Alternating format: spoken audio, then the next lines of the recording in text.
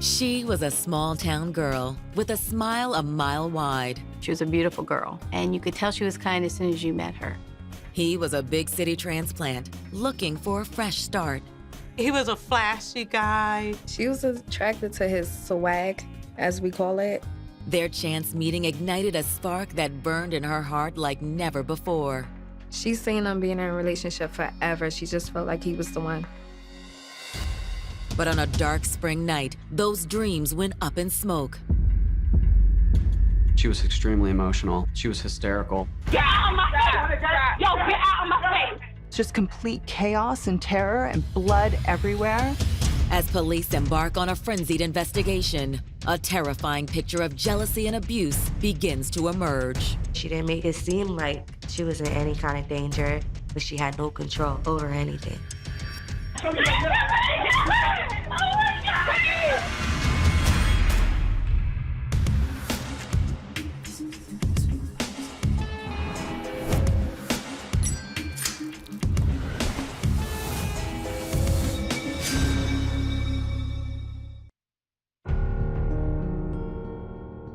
March 9th, 2013, Lancaster, Pennsylvania. It's just past 4 a.m., and most of the residents of the Lancaster Court apartment complex are asleep. Until the guttural sound of a man screaming pierces the quiet spring air.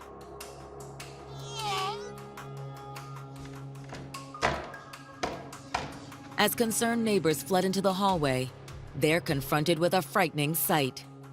This was like a scene out of a horror movie. Here's a man who's obviously traumatized, slumped on the floor. That man is 35-year-old resident Kevin Souffrant, who lives down the hall in apartment C304. Oh my God, what happened? What's wrong? Oh, baby. What, are they still in there? What's going on? Where? Somebody see anybody? Somebody call 911. Kevin is saying that he shot and that he thinks the mother of his child is also shot. He's calling for his child. It's just complete chaos and terror and blood everywhere.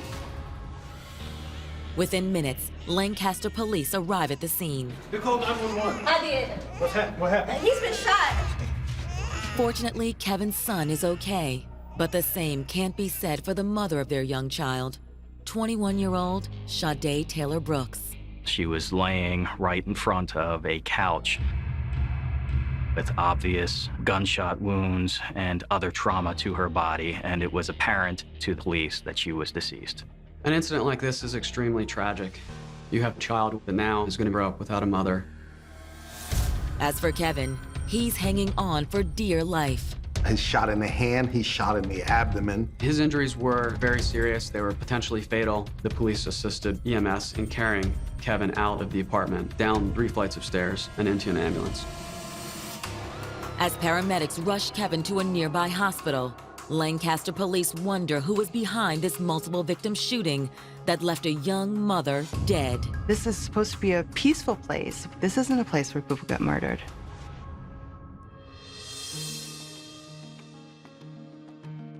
Shadae Taylor-Brooks was born in New York in 1992, just minutes before her identical twin, Shayna. They've been close from the moment they were born. That's a bond that no one can break. She was like the best sister. She was very protective over me. We was like always together. Our bond was really close.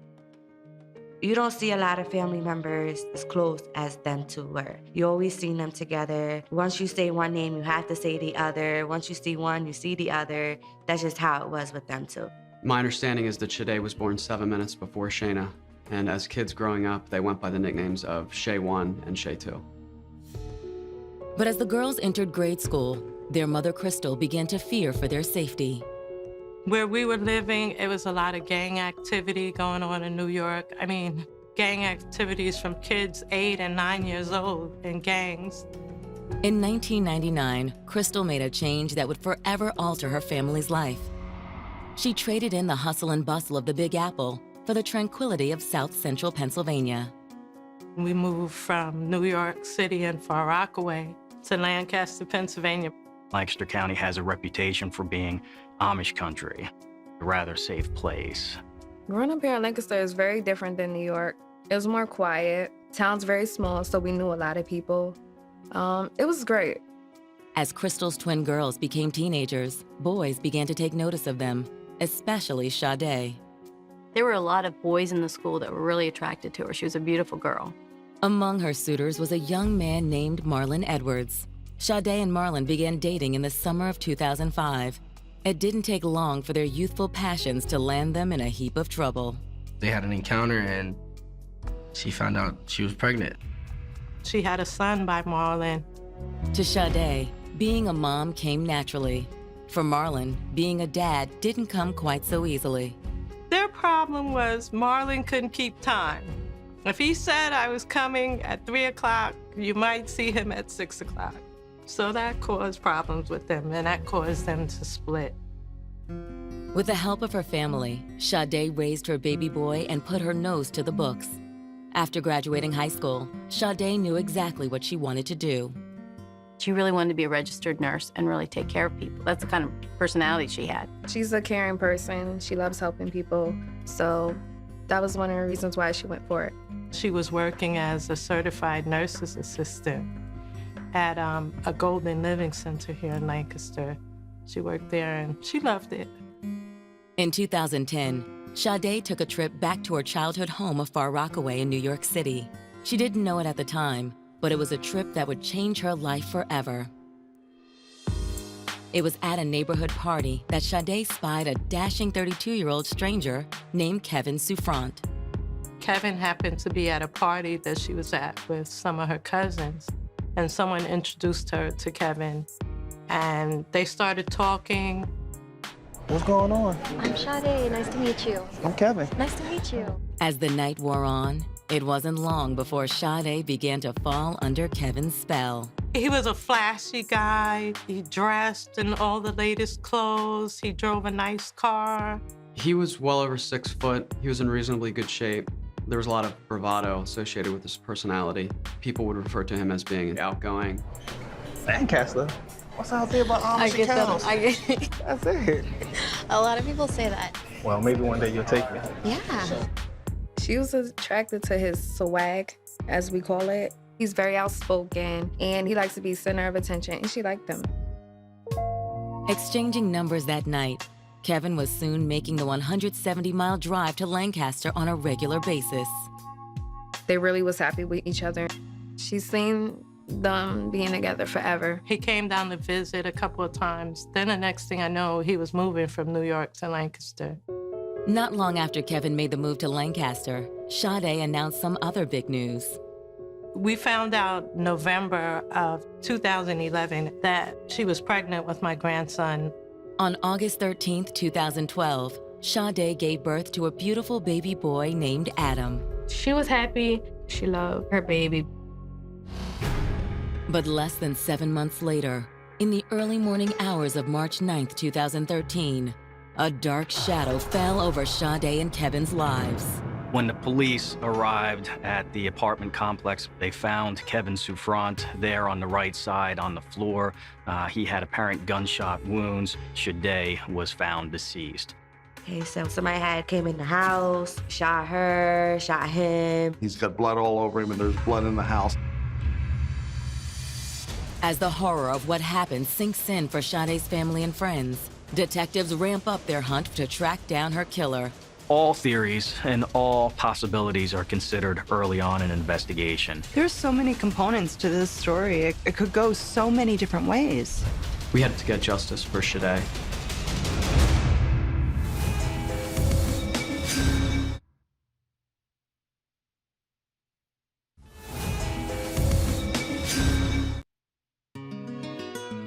A chance encounter at a New York City party in 2010 sparked a heated romance between Lancaster, Pennsylvania nursing assistant Shadae Taylor-Brooks and smooth-talking New Yorker Kevin Souffrant. She always told me that he understands her. She just really loved him. She really loved him. Shadae and Kevin's love connection was so strong that Kevin gave up the big city life to raise a family in Lancaster with Shadae. But less than 3 years later, tragedy struck. It started when Lancaster police responded to a shooting at the couple's home. Upon entering the apartment building, they discovered Kevin has been shot 3 times. Kevin Souffrant was shot through the hand and had one through-and-through wound into his front torso and another wound to the front area of his body. Inside the couple's apartment, officers see that Shadae has been brutally murdered. I didn't think it was true. I didn't really believe it at first. And then, arriving to the police station and seeing all my family, it set in. It was definitely true. It was shocking to the community. And the fact that Shadae was so young, it was also another one of the reasons that it made it so tragic.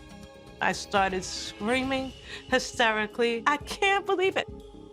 I was going up against the walls, and all of a sudden I just felt this, like I couldn't breathe. My last words to Shadae was, all right, cuz, I love you. I'll call you this weekend or so we can get up or something and talk. And then just to have somebody like that away from you 2 days later, it just seemed unreal. But what exactly sparked this deadly encounter, and who pulled the trigger?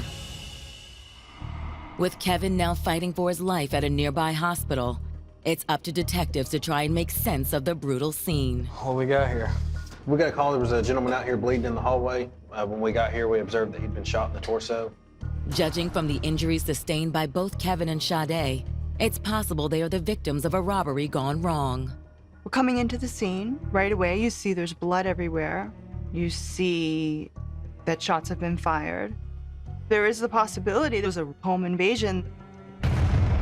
There was a trail of blood that they had observed as they entered into the apartment. They walked further in. They noted Shadae laying deceased on the floor in that living room area. She was laying right in front of a couch. As for Shadae's injuries, it's clear the 21-year-old didn't go down without a fight. Everything seemed to indicate that this was a struggle. They identified a number of injuries to Shadae. She sustained significant bruising and was shot one time in the lower right leg. And she took a defensive posture and was shot through the hand and into the right chest, based on the blood spatter of evidence. From a theoretical standpoint, the fact that we did not recover the gun could support the fact that there were other people who had broken into the apartment. We have any forced entry? No, sir, not that I could find. This didn't appear to be a burglary or a robbery where somebody came in and took and removed items. This was an attack that appeared to take place exclusively inside the apartment, not something that originated in the vestibule or in the doorway to the apartment. The lack of forced entry isn't the only evidence that suggests the attack on Shadae and Kevin originated inside the apartment. There are cameras that watch who approaches the building and who enters the building. And there's also a buzzer entry system that allows the person in the apartment to buzz in people. So nobody can just walk into this apartment complex and nobody can enter without being observed or being surveilled by this video system. Police recover the surveillance video from the apartment building's security system. And when detectives pop the tapes in from the night of the murder, they make a game-changing discovery. There was no one on surveillance. No one had buzzed the building. They found no evidence to indicate that somebody else had entered the apartment. With the notion of an outside intruder seemingly ruled out, detectives canvassed the area to see if anyone heard anything suspicious that night. Can I help you? Hi, how are you? I'm Investigator Terry. Can I have a minute with you? When we spoke to a neighbor, she indicated that she came home with her family around midnight, and around 3 in the morning, she heard arguing coming from the apartment that Shadae and Kevin lived in. A neighbor said he heard 3 shots, and then later on he heard 2 more shots. It must have been like minutes apart. But when police inquire further, they hit a brick wall. None of the residents that we spoke to indicated that they saw anyone that evening that was not a resident or not familiar to them. Do you know your neighbor, Shadae? She was a young woman. And seems like she's fairly like a good mother. Everyone loved Shadae. She was a quiet girl, but a smart girl. And she was kind. People described her as being someone that was very outgoing, that was kind, that would do anything to help another person, and that really cared about her kids and cared about helping other people. But when detectives ask about Kevin, they get some surprising answers. We did hear about his drug activities. I would describe him as a lower-level drug dealer. It was really just him working on his own, as far as we could tell. We did not know him to have any organization that he was working with. He had moved down here from New York and he was trying to get a fresh start. But after a couple of months of him being down here, he figured no job could pay him the kind of money that he could make on the street. Once Kevin set up shop, he realized the sleepy little town of Lancaster was an ideal location for drug trafficking. We are in what's referred to as the 222 corridor. 222 is a highway, runs north and south, anywhere from Manhattan and the Bronx and Brooklyn all the way down to Baltimore. You see a lot of drug trafficking going on. Kevin Souffrant was known to frequent locations up in Queens where he would pick up his supply and come back down here and sell on his own. Had Kevin's drug deals made him and Shadae a target? It seems entirely possible. Still, there's only one person who can say for sure if this crime was drug-related. But at this point, police aren't sure if he's going to live or die. Kevin's account of what took place is extremely important, and he could have a lot to add that would help us solve how this happened. We obviously want him to live.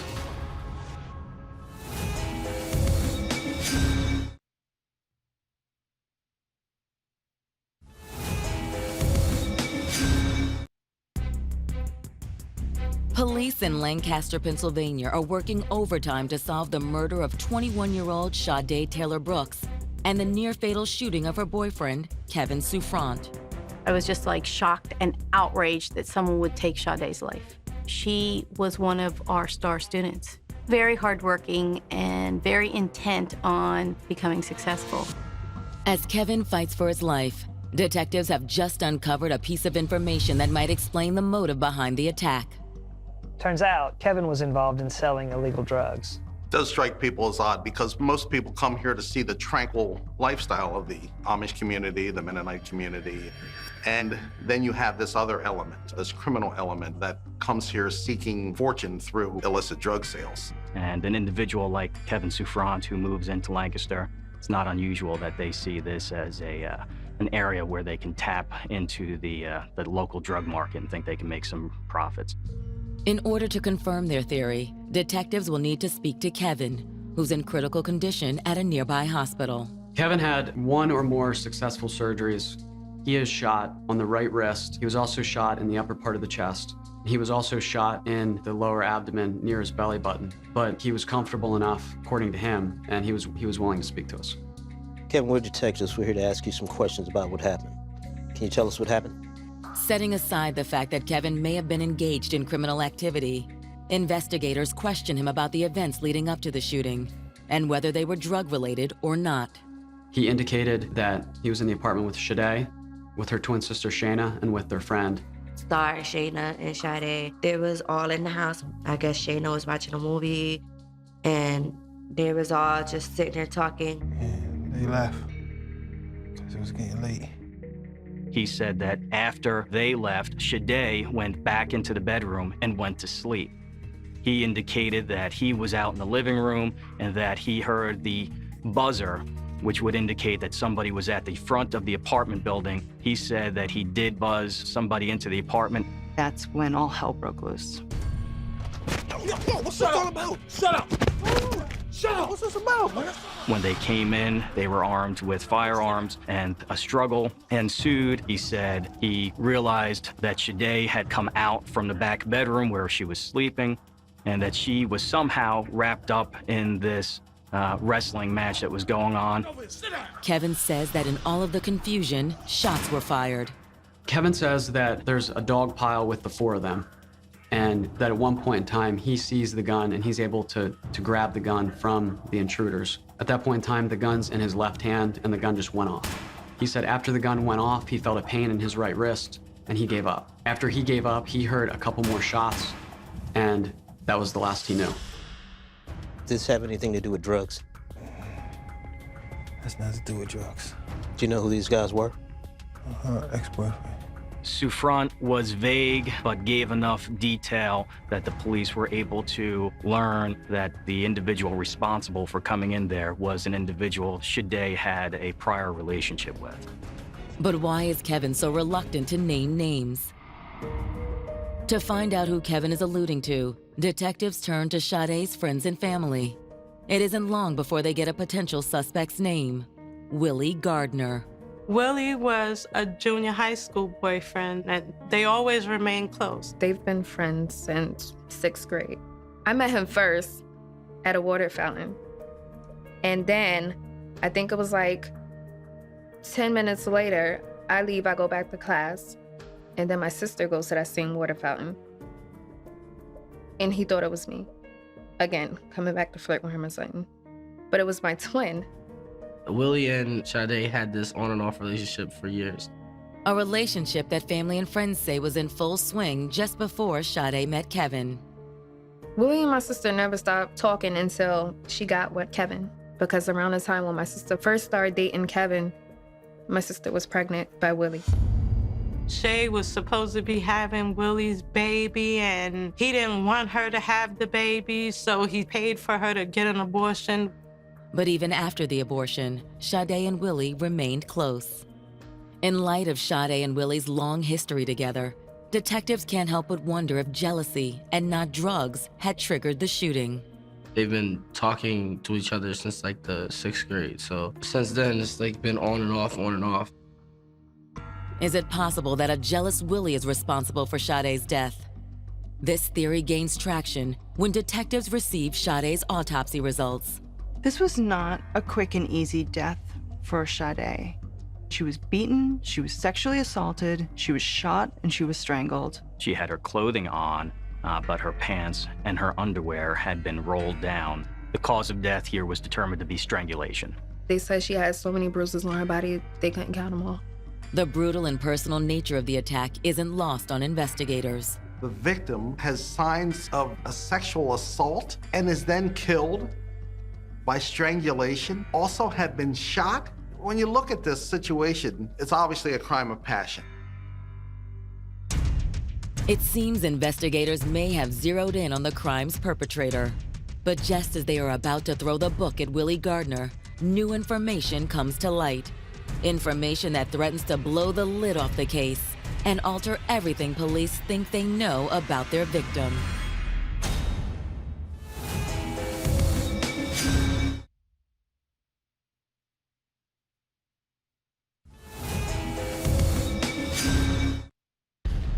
Lancaster, Pennsylvania police are investigating the murder of 21-year-old nursing assistant Shadae Taylor-Brooks. The beloved mother of two was found shot and strangled to death inside her apartment. Also critically injured was her boyfriend, Kevin Souffrant. I did not want to believe it. I didn't. I read about it in the newspaper. I don't think I could have been more shocked. It's horrible. The details of it are horrible. Days after the shooting, a few interviews have turned up an intriguing new lead. When we really pressed Kevin to tell us who these guys were that did this, he alluded to the fact that one of the people was Shadae's longtime male friend, Willie Gardner. The fact that Shadae was shot, strangled, and sexually assaulted indicated that this was a very personal attack and that the perpetrator was likely someone who knew Shadae. Who knows? Maybe Willie got so incensed by seeing Shadae with Kevin that he just went nuts. Police tracked down Willie Gardner and questioned him about the shooting. The reason we brought you in is we're investigating the death of Shadae Brooks. I can't believe this is happening. He was upset because his longtime friend was killed. He expressed caring for Shadae and being sad that she was murdered. Kevin said, it's you. You're the person. What? He said you. And you weren't jealous of Kevin and Shadae's relationship? Man, this is crazy. Yeah, he's lying. No. We asked Mr. Gardner if he had anything to do with the death of Shadae, and he said he did not. Did you see Shadae on March 9th? March 9th. Oh, I seen her at the pizza place. I mean, I left by 7 o'clock, but matter of fact, Kevin was there when I left. And then what did you do? Went home. While officers start to check out Willie's alibi, detectives press him for more details about his relationship with Shadae. According to Willie, he and Shadae had always stayed in touch. Willie was someone that she could talk to, hang out with, have a good time, and it was no pressure or anything like that. We were just friends. You know, so we grew up together. I mean, if she was with Kevin, well, I thought she was, I mean, a couple months ago, they broke up, you know. I mean, that's what she told me. I wouldn't really say she started things back up with him, but it was good to know that they started talking again, that she had that friend to confide in. Maybe around Thanksgiving, Christmas holidays, she had attempted to break off the relationship. Then in January of 2013 is when she was definitive that she was not going to be involved anymore. Kevin was the one that was with her. Like, when I left, Kevin was with her. For detectives, it's a startling revelation. But is Willie telling the truth? Police don't know who to believe. Kevin blames Willie for the attack, and clearly someone attacked Kevin. He's got the injuries to prove it. But, on the other hand, Willie claims he's innocent, and that Shadae and Kevin weren't even together anymore. Even more, the autopsy findings don't really square with Kevin's version of an ambush-style attack. The situation gets murkier when Willie Gardner's alibi checks out. We were able to verify his location based on video evidence of the public cameras in Lancaster City, and we were able to determine that he was inside of his residence. In addition to that, his phone records substantiated that he was where he claimed he was located. I've known Willie for a long time that we lived down here, and I know he didn't have any intentions. He'd never, ever hurt my daughter. Shade's family can't say the same for her estranged lover, Kevin. Who you texting? Just some friends. I'm just texting some friends. I never got a good vibe about him from the beginning. The first couple of months was okay, but it started to get really bad. After a couple of months of him being down here, she's telling him, you know, you need to start looking for a job and everything. We're settled, we have a place. But he'd rather just street pharmaceuticals. But drugs, family says, was only one issue they had with Kevin. He was very possessive and controlling. He didn't want her to go anywhere. He didn't want her to do anything. If you knew her and you said, hey, Shadae, how are you? Oh, who was that? Did you sleep with him? How many times? According to them, Kevin felt especially threatened by one person in particular, Shade's twin sister, Shayna. My sister would always want to be with me, and he was like, well, you might as well be her. He just hated our relationship. Anything that sisters, twins would normally do together, he tried to stand in between. And I explained to him, she's an identical twin, and they've been close from the moment they were born. That's a bond that no one can break. It's definitely a red flag because that's where the control comes in, not wanting her to pretty much do anything out of his sight.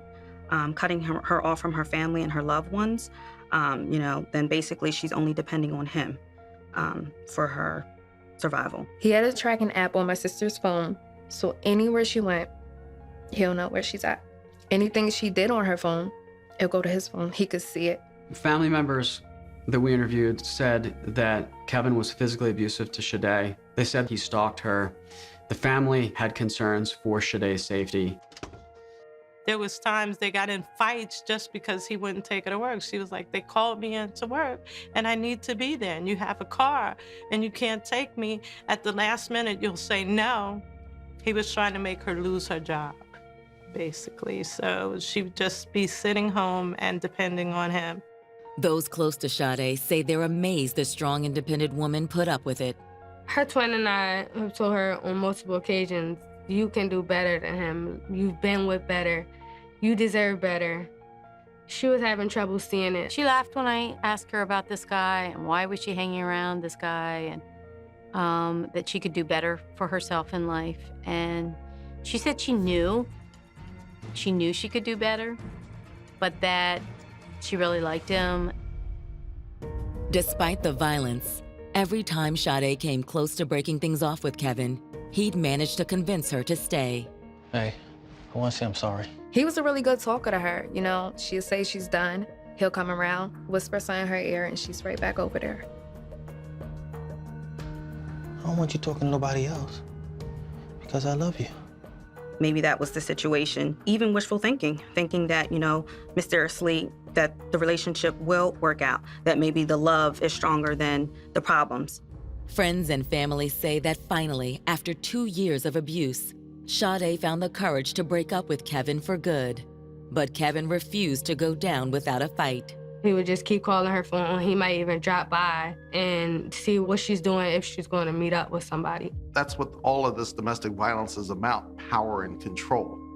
The fact that she wants to leave him and he's controlling the way she's living. He's giving her permission who she can date. And according to Shade's family, Kevin had one permanent fixture on Shade's do not date list. Kevin had forbidden Shadae from seeing Willie. It's just dead set on his mind that you can be with anybody else but not Willie. He was just obsessed with this guy. He was physically abusive, he was controlling, he was paranoid, and overall his behavior was unpredictable. He appears to be someone who is definitely capable of committing homicide. There's still just one problem with that theory: the injuries Kevin sustained during the attack. There's a third party out there connected with this crime, and police have no idea who it is. As investigators ponder that question, a shocking piece of evidence emerges. One that sheds an unflinching light on the horror that transpired inside Kevin and Shade's apartment. The recording was extremely graphic and it was horrible. It brought an element of realism into the investigation.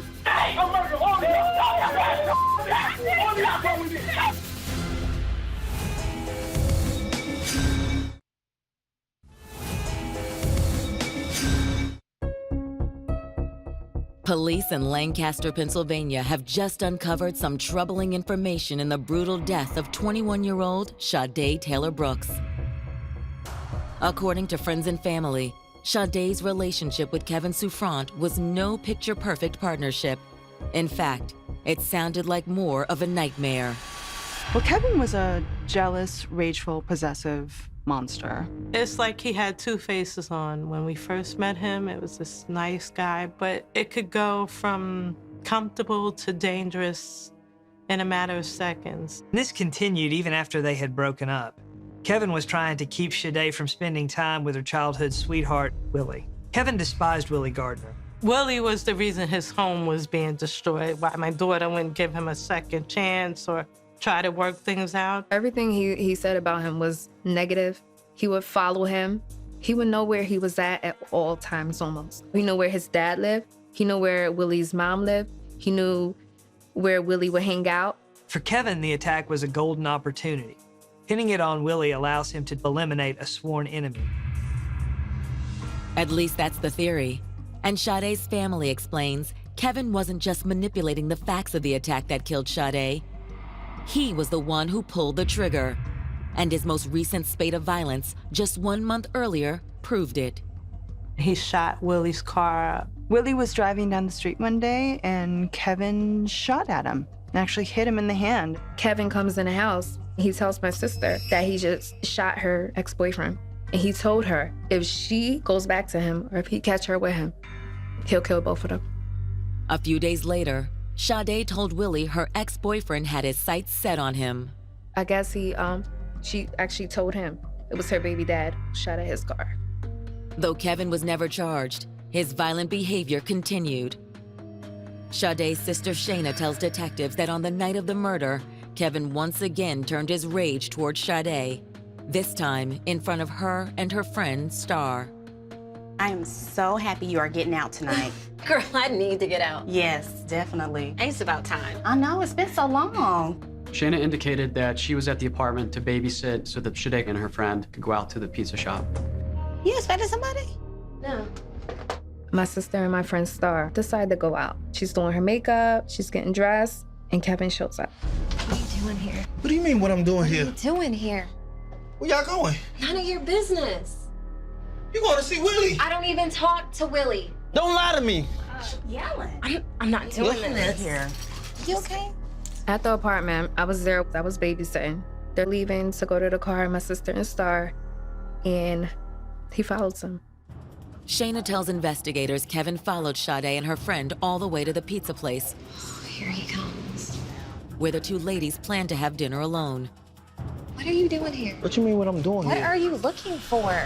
But then Willie walked in the door, and the situation took an unexpected turn. Willie had came in on other business, and he just happened to show up there.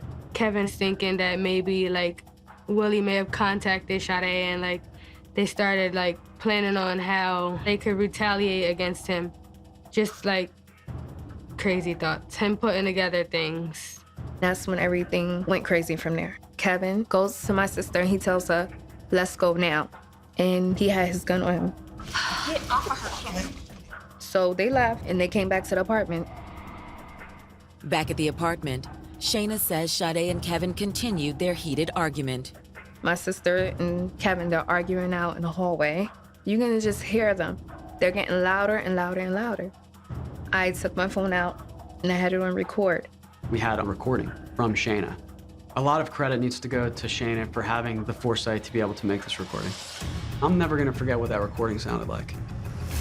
You set me up! You set me up! What is going on? You set me up! Go ahead! Go ahead! Kevin thought my sister was helping Willie to get back at him.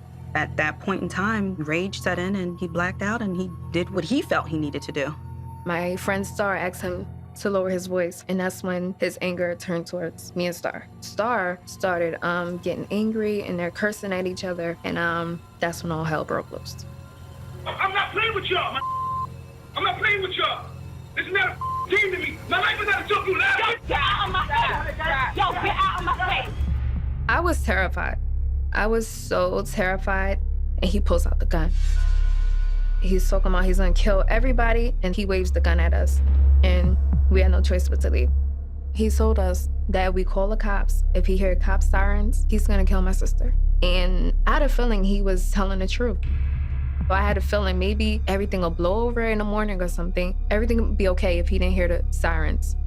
He now has total control over the situation, and Shadae is in great danger. We develop a theory as to what took place. Hours after Shayna and the friend flee the apartment, the arguing continues, and at some point in time, Shadae becomes unconscious. He begins to have sexual intercourse with her while she's unconscious. She wakes up, and when she wakes up, she sees the firearm. At which point in time, she grabs the firearm, she fires multiple shots, striking Kevin. He then, after he's shot, takes the gun from her and shoots her. In order to finish her off, he then strangles her until she's no longer breathing. This theory explains the source of Kevin's injuries. They were from Shadae protecting herself, fighting for herself and her child. March 22nd, 2013. The audio recording, coupled with the statement from Shadae's twin sister, gives detectives the evidence they need to charge Kevin Souffrant with murder. I informed him that he was being charged with homicide. Crystal was very emotional. She thanked me, she was crying, she hugged me, and she believed that I was an answer to her prayers. I couldn't have been happier. I knew it was him. He was a liar. It showed he was a liar. His story was not credible at all. But as the state prepares its case, Shadae's family fears the worst. That was definitely a fear that the evidence wasn't going to stand against him. It wasn't enough. My family was very nervous. We were angry. We felt like he might walk away.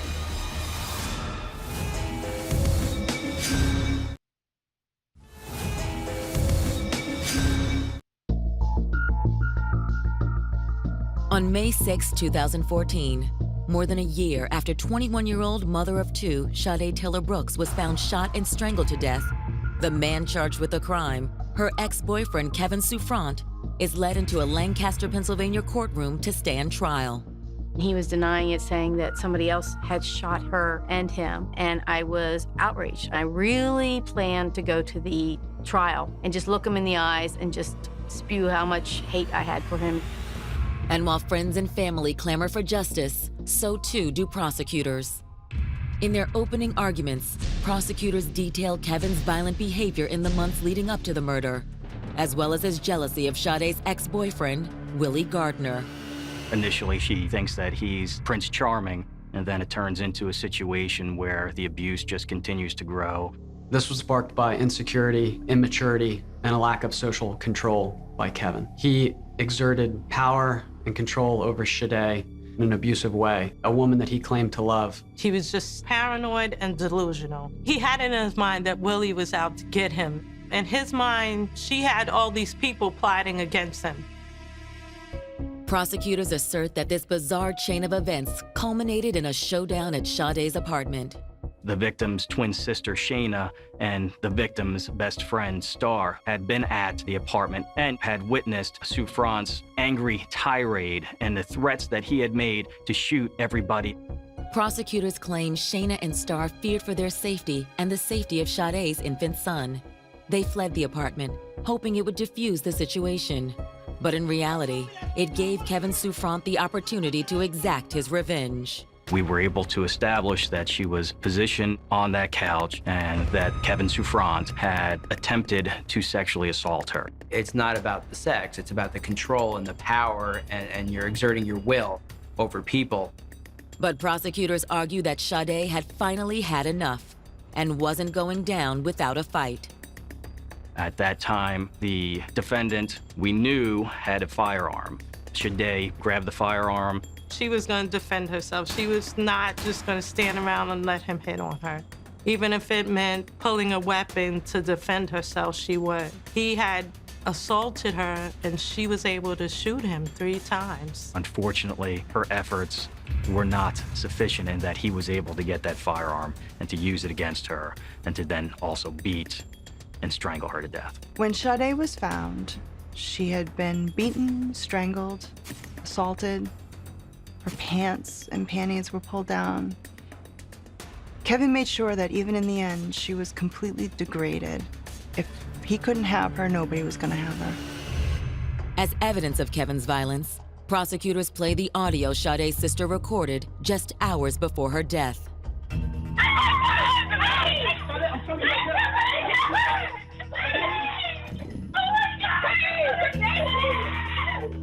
The audio sets the tone for what happened hours later. The audio is extremely incriminating. Despite this seemingly damning evidence, Kevin's defense team remains adamant their client is innocent. He basically said that he didn't do it. He said someone broke in the house and shot them. To bolster their claim, the defense points to one important piece of missing evidence.